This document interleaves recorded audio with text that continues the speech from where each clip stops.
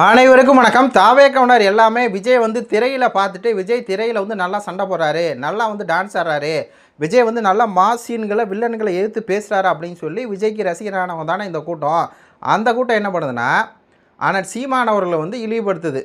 அதுவும் இந்த மைக்கேல் அப்படிங்கிறவன் எப்படிப்பட்ட ஒரு ட்வீட் போட்டிருக்கான் பாருங்கள். சாமி முன்னாடி சாந்தமாக தான் நிற்கணும், அதான் நிற்கிறாரு சீமானு அப்படின்னு இந்த மாதிரி ஒரு படத்தை போட்டு இவனுங்க ஐயா பாரதராஜா இறந்த வீட்டுக்கு அண்ணன் சீமான் வந்து போகிறாரு. அண்ணன் சீமான் வந்து பாரதராஜாவுடைய மகன் இருந்து என்ன செய்யணுமோ அதை பூரா வந்து செய்கிறாரு. வர்றவங்க எல்லாத்தையும் வந்து வாங்கன்னு கூப்பிட்டு ஐயா ரஜினிகாந்த் வர்றாங்க, வாங்கன்னு கூப்பிட்டு உள்ளே போய் வந்து பாரதராஜாவை காமிக்கிறாரு. அது மாதிரி எல்லோரும் வர்றாங்க, காமிக்கிறார். அதே மாதிரி விஜய் வந்திருக்காரு. விஜய் வந்து கூட்டிகிட்டு போய் வந்து இது பண்ணியிருக்காங்க.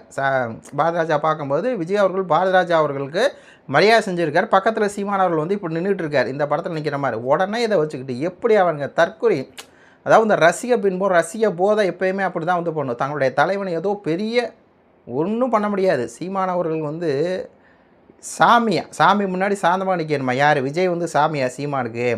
இப்போ தான் போன கூட்டத்தில் வச்சு ரவையாக உரித்து பொலான்னு பொழந்து விஜயோட ஒட்டுமொத்த அரசியல் வாழ்க்கையை வந்து காலி பண்ண போகிறவர் ஆனால் சீமான் தான். வச்சு என்ன கவர்ச்சி என்ன கவர்ச்சிங்கிறீங்க, அப்போ என்னன்னா அப்படின்னு கேட்டதுக்கு வச்சு கிழிச்சார். பொலிட்டிக்கல் டிசாஸ்டர் விஜய் வந்து முதலமைச்சர் ஆனதுன்னு சொல்லி கிழிச்சார். அப்படிப்பட்ட ஒரு மரியாதை நிமித்தமாக அந்த இடம் என்ன மாதிரியான ஒரு இடம், அந்த இடத்துல சீமானவர்கள் என்ன மாதிரியான ஒரு ரோல் வந்து பண்ணிகிட்டு இருக்கிறாரு, மகன் ஸ்தானத்துலேருந்து எல்லாம் பண்ணிகிட்ருக்காரு. அப்படி இருக்கும்போது அவரை வந்து எடுத்து போட்டு இப்படியெல்லாம் இழிவுபடுத்துகிறாங்க இந்த தாவேக்கா தற்கூரிய கூட ரசிக குஞ்சுகள், ரசிக வெறி பிடிச்சவாங்க. தங்கள் தலைமை என்ன அப்படி என்னமோ சாமி, இவர் சாமியா? சாமி முன்னாடி சாந்தமாக இருக்குது, என்ன நான் சொல்கிறதான் இவர்? ஆமாம், இவர் சாமி, சீமான் சாந்தமாக நிற்கிறார் அப்படிங்கிற மாதிரி தான் இருக்குது.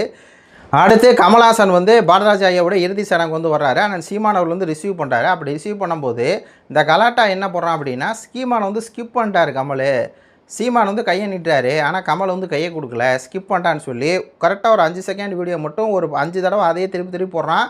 அந்த வீடியோவில் பார்க்கும்போது சீமான் அவர்கள் கை நீட்டுறாங்க, கமல் வந்து கை கொடுக்காம பக்கத்தில் இருக்க கங்கை மரன் கை கொடுக்க மாதிரி அந்த செகண்ட் வீடியோ ஒரு 6 தடவை 7 தடவை 5 செகண்ட் வீடியோவை அதை 6 தடவை கட் பண்ணி போட்டு ஒரு 30-40 செகண்டாக போட்டு ஸ்கீமானை வந்து ஸ்கிப் பண்ணிட்டா இருக்காமல், ஸ்கீமானை ஸ்கிப் பண்ணிட்டா இருக்காமல்னு இந்த வீடியோ பரப்பிட்டே இருக்காங்க. ஆனால் உண்மையாலுமே என்ன, சீமான் வந்து ஸ்கிப் பண்ணவெல்லாம் இல்லை. அந்த பக்கம் இருந்த ஒருத்தர் சீமானவர் ஃபஸ்ட்டு எடுத்தோடனே ஒரு கையை வந்து கங்கை அம்மன்கிட்ட கொடுத்து, கமல் இன்னொரு கையை வந்து சீமானவர்கிட்ட கொடுக்குறாரு, ரிசீவ் பண்ணுறாரு. அதுக்கு இப்போ ஒருத்தர் வந்து மறைச்சிக்கிட்டார். அவ்வளோதான் நடந்திருக்கு. கை கொடுத்துருக்காங்க, கை தான் கொடுத்துருக்காரு. ஸ்கீமானவர்களை கமலஹாசன் ஸ்கிப் பண்ணவே இல்லை. அப்படி ஸ்கிப் பண்ணாதப்பயே ஒரு வீடியோ இந்த கலாட்டாக்காரன், அவன் இந்த கலாட்டாக்காரனும் சரி இந்த தாழ்க்கைக்காரங்களும் சரி எல்லாம் ஒன்று தானே, ஏதாவது ஒரு அவதூறு கிடைக்குமா, ஏதாவது ஒன்றை வச்சு நம்மளுக்கு வந்து வியூஸ் வாங்கிட மாட்டோமா அப்படின்னு கலாட்டாக்காரன் பண்ணுவான். இவனுக்கு வந்து சீமான மேலே ஏதாவது ஒரு அவதூறு பரப்ப முடியுமா அப்படின்னு சொல்லி அவதூறு பரப்புறதுக்கு இவனுக்கு என்ன பண்ணுறாங்க, கங்கணம் கட்டி அலையிறானுங்க. அந்த வீடியோ எடுத்து வச்சுட்டு பாருங்கள், சீமானை வந்து கமல் ஸ்கிப் பண்ணிட்டாரு. அதாவது வைக்க வேண்டிய இடம், சீமானுக்கெல்லாம் மரியாதை அவ்வளோதான், சீமானெலாம் ஒரு ஆளே இல்லை, அதனால தான் சீமானை வந்து கண்டுக்கவே இல்லை கமல். அதே மாதிரி தான் எல்லாருமே வந்து சீமானை கண்டுக்கவே இல்லை. சீமான் சும்மா போய் வாங்க இது பண்ணிவிட்டு ஒரு இது மாதிரி இருக்கார் அப்படிங்கிற மாதிரி இவனுக்கு என்ன பண்ணுறானுங்க, இவனுங்க பொய்த்தாவலை வந்து பரப்புறானுங்க. அது இந்த கலாட்டா சேனலில் எப்படிப்பட்ட சேனல் அப்படின்னு சொல்லி தெரியும். கண்டென்ட்டுக்காக வந்து நாய் மாதிரி வந்து அலைவாங்க. அது பொய்யான கண்டென்ட் தான் அவங்க எப்போயுமே போடுவாங்க. அதே மாதிரி தான் இந்த வீடியோ வந்து வெளிவந்துருக்கு. இந்த வீடியோ வச்சு தாவேக்கா தற்கூறிகள் திருப்பி சீமான் அவர்களை கமல் வந்து மதிக்கலை, ஸ்கிப் பண்ணிட்டார் அப்படின்னு சொல்லி ஒரு போலி வீடியோ வந்து பரப்புகிறாங்க. சரி, அடுத்து என்னென்னா, ராதிகா அவர்கள் இருக்காங்கல்ல, அவங்கள பாரதிராஜா ஐயா தான் வந்து முதல் படத்தில் அறிமுகப்படுத்தினார். கிழக்கே புயல் ரயில்னு நினைக்கிறேன். அந்த படத்தில் அறிமுகப்படுத்துறதுனால குருநாதர் அப்படின்னு தான் ராதிகா வந்து பாரதிராஜா வந்து சொல்லுவாங்க. அந்த கஷ்டத்தில் மனவேதனை, இந்த மாதிரி என்னோடய குருநாதரை நான் வந்து இந்த மாதிரி பார்த்தது இல்லையே, இப்போ கூட நல்லா வந்து தாய்க்கல்வி படத்தை வந்து பார்த்தேன் அப்படி இப்படின்னு சொன்னாரே அப்படின்னு மன வெறுத்து போய் அழுதுகிட்டு இருக்காங்க. அப்போது விஜய் வந்து வர்றாரு. வந்தவுடனே வந்து அவங்கள வந்து கட்டிப்பிடிக்க போகிறாரு. அவங்க வந்து இந்த பக்கம் பார்த்து உட்காந்துருக்காங்க, விஜய் வந்து இப்படி கட்டிப்பிடிக்கிறாங்க. ஆனால் என்னென்னா, ராதிகா வந்து விஜய் அவர்களை நேராக பார்க்கலையே, அவங்க உட்காந்து ஓன அழுதுகிட்டு இருக்காங்களா. விஜய் வந்து கட்டிப்பிடிச்சி, அக்கா நான் இருக்கேன்க்கா, நீங்கள் கவலைப்படாதீங்க, இது தேத்திங்க அப்படிங்கிற மாதிரி ஏதோ ஒன்று சொல்லியிருப்பார் போல இருக்குது. இந்த ஃபுட்டேஜை வச்சுக்கிட்டு இந்த பக்கம் என்ன பண்ணுறாங்கன்னா, யார் இந்த தாவகாரங்களே சிஎம் விஜய் வந்து ராதிகா அவர்களை இவ்வளோ தூரம் வந்து மரியாதையாக வந்து அவங்கள வந்து இது பண்ணுறாரு, மதிக்கிறாரு. ஆனால் நம்ம ராதிகா பாருங்கள், திமிரு பிடிச்சி போய் அவங்க வந்து அப்படியே உட்காந்துருக்காங்க. எதுக்கு? ஏதாவது விஜயை வந்து சீமான சும்மா நின்னாலும் சாமி முன்னாடி நீ சாந்தமாக நிற்கிறோம், சாமி முன்னாடி சாந்தமாக தான் நிற்கணும் அப்படின்னு சொல்லி பரப்புகிறாங்க. இன்னொரு பக்கம் கமல் அவர்கள் வந்து சீமானை ரிசீவ் பண்ணாலும் ரிசீவ் பண்ணலாங்கிறாங்க. இன்னொரு பக்கம் ராதிகா வந்து தண்ணி அழுதுட்டு இருக்கிறாங்க.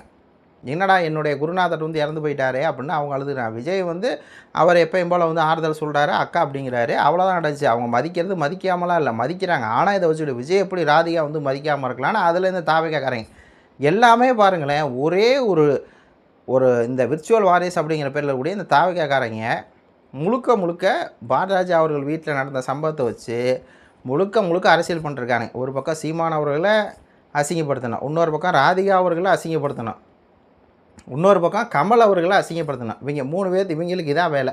ஒட்டு மொத்தமாக திமுக காரங்க என்ன பண்ணாங்களோ அதே வேலையை அவதூறு பரப்பிக்கிட்டே இருப்பாங்க. சீமான மேலே அவதூறு அந்த மாதிரி பரப்பிக்கிட்டே இருப்பாங்களா தமிழ் தேசியவாதிகள் மேலே, அதே மாதிரி அவதூறை தொடர்ந்து இப்போ தாவேக்காவுடைய விர்ச்சுவல் வாரிஸ் அப்படிங்கிற தற்கொலை கும்பல் வந்து பண்ணிகிட்டு இருக்குது.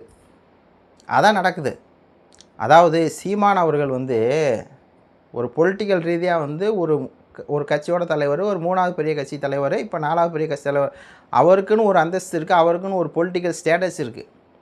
அவர் ஒன்றும் விஜய் பின்னாடி போய் இப்படி கைகட்டி நின்று நீங்கள் சொல்கிற மாதிரி விஜய் ஒன்றும் சாமியும் கிடையாது, சீமான் ஒன்றும் சாதாரண ஆளும் கிடையாது. அவரும் ஒரு பெரிய கட்சியோட ஒரு தலைவர், 20 லட்சம் மக்கள் ஓட்டு போட்ட ஒரு கட்சியோட ஒரு தலைவர். அப்போ அவர் ஒன்றும் போய் அவருக்கு ஒன்றும் சாமி வந்து விஜய் கிடையாது. விஜய் வந்து அந்தளவுக்கு ஒரு ஆளே கிடையாது. சீமான் அவர்கள் வந்து பாரதிராஜா வந்து அப்பாம்பாருன்னா அவரை கூட சாமியும் பாரு ஒழிஞ்சு விஜய் யார் சீமானுக்கு?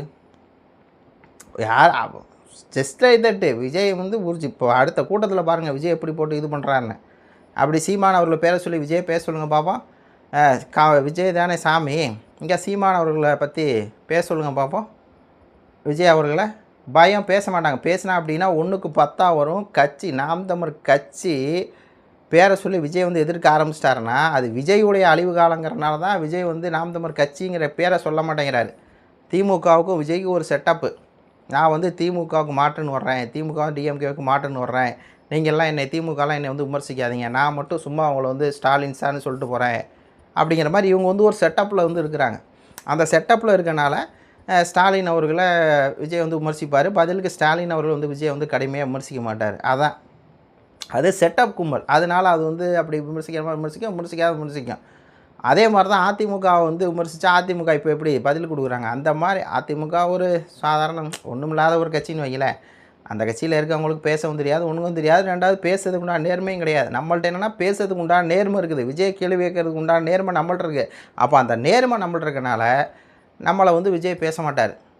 பேசுனா என்ன நடக்கும் அப்படிங்கிறது தெரியும். அப்போ சாமி முன்னாடி சாந்தமாக நிற்கணுன்னா இதெல்லாம் ஒரு விஷயம்னு பண்ணிக்கிட்டு இருக்கானுங்க இந்த தற்கொலை பசங்க சொல்லிட்டு இந்த காணொலியை முடிச்சுக்கிறேன். நன்றி, வணக்கம்.